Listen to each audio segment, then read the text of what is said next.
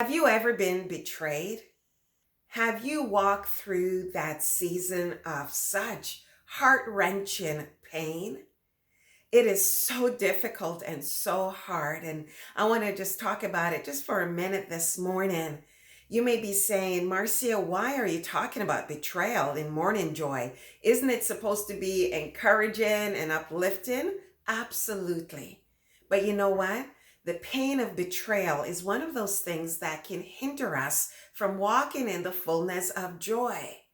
And so let me just take a couple minutes and talk about it today. First of all, how this came about is that I'm reading through the book of Mark for my personal devotion. And in Mark 14, it talks about Judas betraying Jesus.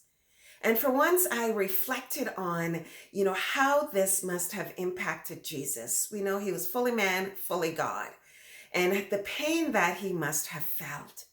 And, when we're betrayed, it's never by a stranger that causes us pain. Somebody out on the street, somebody you barely know.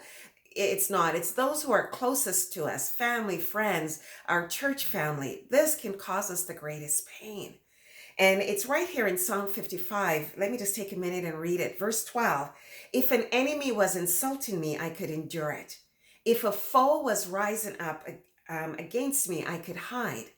But it is you, a man like myself, my companion, my close friend, with whom I once enjoyed sweet fellowship at the house of God as we walked among the worshipers. Those closest to us can cause the deepest pain.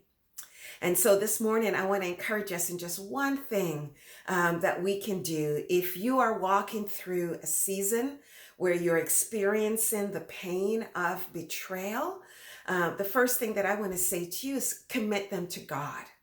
Commit them to God.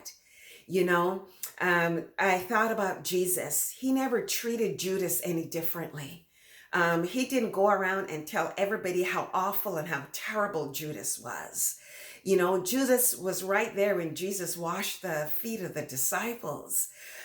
He stayed in amongst the disciples with Jesus, and I believe Jesus simply committed him to God.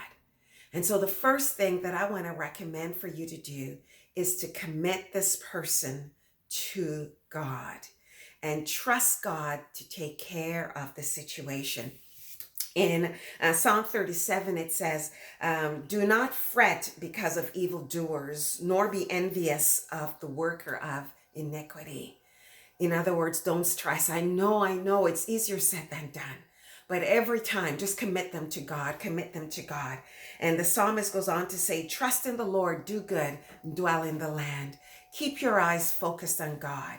And this is the first snippet that I want to give you today on how to walk through the pain of betrayal. First step, commit them to God. That's your morning joy for today. Join me tomorrow for part 2. God bless you.